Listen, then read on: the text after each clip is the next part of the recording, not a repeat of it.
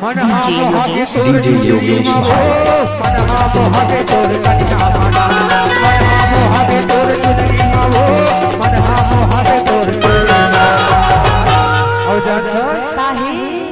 अनादोरी मन के मजा ले ले मोहरे मोहा के तोर कन्या अनादोरी मन के मजा ले ले मोहरे मोहा के तोर कन्या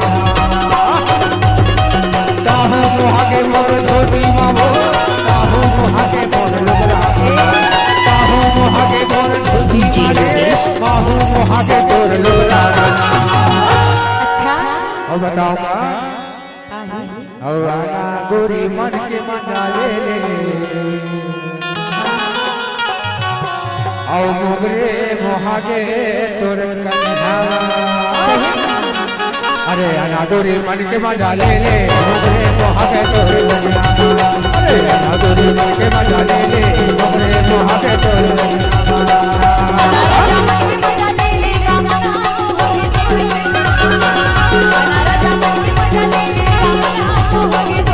DJ Yogesh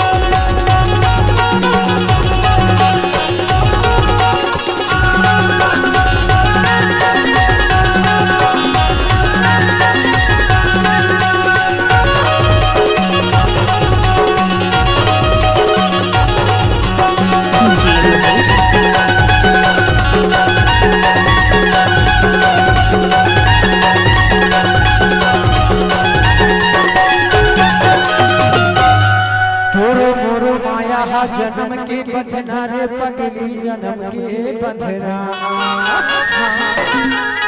और तोरो मोर माया जन्म के बंधना दादा जन्म के बंधना और नहीं छोड़ो तो लगाओ